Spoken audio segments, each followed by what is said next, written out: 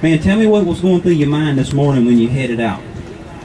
Was probably more nervous, or just as nervous, if we had a 2-point lead as if we'd had a 23-point lead. So we were just thinking catch 5. That was what was going through our mind. Sitting here where our Fishers of Men South Georgia 2013 points champions, Jeremy, congratulations, man. Chad, congratulations.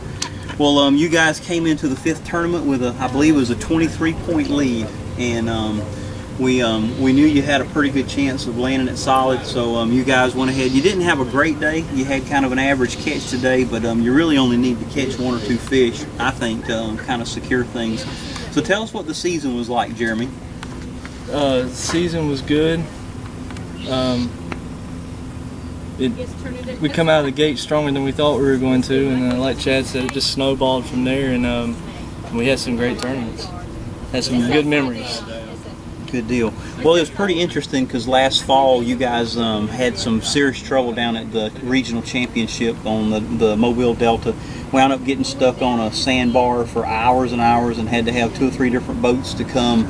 Finally, an airboat came from Skeeto and pulled you guys off. And ago or a little longer, we were down at the Mobile Delta, and me and Lindsay bumped into you guys in the motel hallway right after, I guess, the last day of practice. And you guys had quite an experience down there. Tell us what happened down at the Delta. Well, I was following the GPS on one of them creeks down there, thousands of creeks, and it showed channel going one way, and I went that way where the channel went the other way. And we run up on the sandbar, and we went way up on the sandbar, and got out, and we were in maybe 4 or 5 inches of water. Got the boat turned around, but it was so mucky and nasty that we couldn't push it or anything, and that was about 12 o'clock, and low tide ebbed at 1:30, so we were pretty much stuck, and we sat there forever. I called Steven and McCord and Strickland, and they came down and got Jeremy off, and I had to wind up calling Cito, and that was about $950, and that was about 4 hours later before they got me off, because well,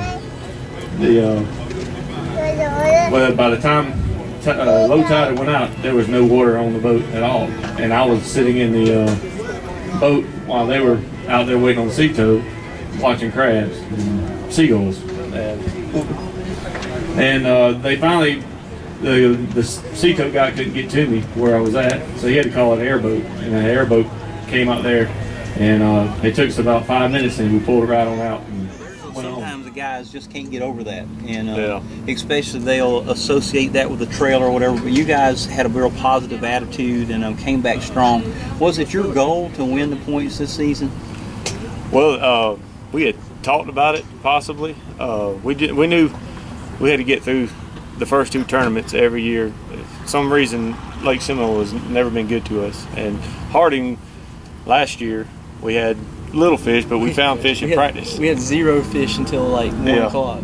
Wow. And so we were ready to get back up there. And but after on the way back from Mobile, we talked about it that we were going to put in serious practice time this year and try to find fish, stick with it, stick with our plans, and don't go off chasing rabbits sometimes like we do. And that's mainly that's what really paid off for us this year. Was chasing rabbits or not chasing them? Not chasing rabbits. Not chasing rabbits. Yeah. Although today we chased a lot. Yeah, we did. Well, we didn't practice. Well, what did you guys? You had to put a game plan together today. If you came in with no fish, there was a good chance that you could lose the points race. When y'all put together your plan for today, what did y'all just decide to do? We had some fish down south. It was, what is that, a 25-mile run? Yeah. Like that. That's a good little run. And we were debating because, the morning bite's all we had. And we could start up here and make the best of our time, or take a gamble and run. And we took a gamble and run. And that was our game plan, was just to go down there where we had fish and stick it out. And it didn't really work out, but it did work out. The fish weren't there. The fish were there. We just couldn't figure out how to get on the bite till it was too late. He caught one good one down there, and we just worked our way back up north and caught one here and caught one there, and it just worked out. So what were a couple of your best finishes this season?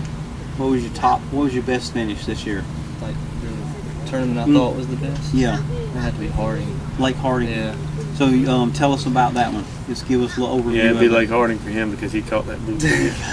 Lake Harding, we had a good practice. We found them out really deep, and coming into the tournament, we found out real quick they weren't deep the next day. They had moved up shallow, and we were able to figure them out. We were able to come up with a pattern that we run the whole lake, and it was just one of them deals where we figured them out, and we knew when we come somewhere we were going to catch a fish.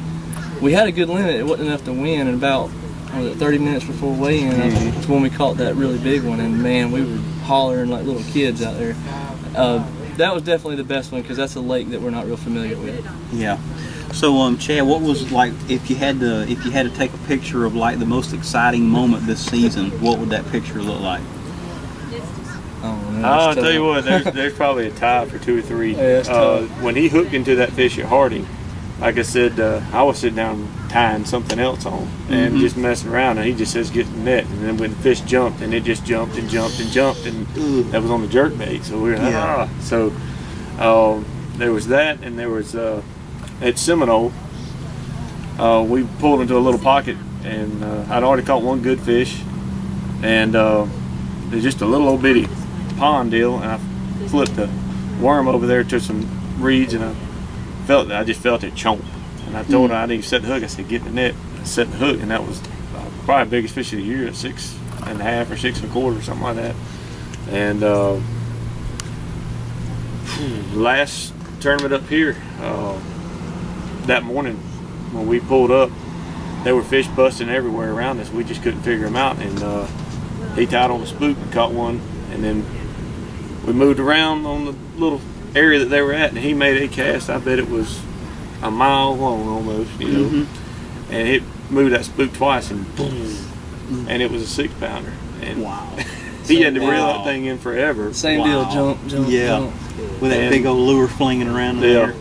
And at West Point, a highlight from each tournament, we had caught, I think we had just finished our limit, and I had a swirl on a worm, and I set the hook, and for a second I didn't think I had it, and all of a sudden my line was just going, and I said, get the net, it's a good one. And I think that was our biggest one that turned, about 4.5.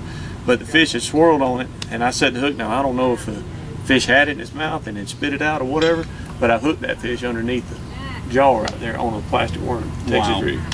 And we got that fish in. So today it would have been, I guess, the frog fish this morning, because it was the only one we caught this morning, and it was like somebody dropped a cannonball in the water. Really? When he hit it. So, well, you guys, if I understand the rules right, are probably qualified for automatically qualified to fish the national for next spring. What will you do to prepare for that, providing you guys are able to make it to wherever that lake is? Take a week off work, save up some money for a hotel. We were fortunate enough to have the 2012-13 champions here and runners up here, and they both won boats. Y'all got to see Steve and Johnny's brand new boat, the Skeeter. So if everything goes as usual, that there'll be a boat like that on the line for the national championship, man. So it's it can be done. You got friends here that did it and almost did it. So one last question: how long you guys been fishing together? Off 2013. Well, we've been fishing together for about 10 years, and we've never really fished a whole trail together. We used to fish a lot of pot tournaments together and a lot of night tournaments together. And last year we decided we were going to do it, and we had a couple good finishes last year. And then when we went to Mobile, we really wanted to make that national championship. That was our goal last year. And then with everything that happened, to come back this year and win 2 tournaments and win the points, and I tell you what, the good Lord was looking out for us. I got to give Him all the glory, absolutely. Because we've been blessed, absolutely. I can't complain about anything that went wrong today. We still wound up decent, so I can't complain at all. Cool. Well, Jeremy, if there's one thing that you would use or explain to somebody to fish the Fishermen Trail, what would it be? What about this trail would make you comfortable bringing your friends? Oh man, just good people. Everybody's a good sport. You don't have any sour guys out there. They got some good people running it. I agree with that. And it's just a good time, to go out and not have to worry about anything. Just food's good. Yeah, you'll have an extra team next year because we got to split up. Yeah, Unfortunately, so that's what made this year Yeah. even more special. Yeah.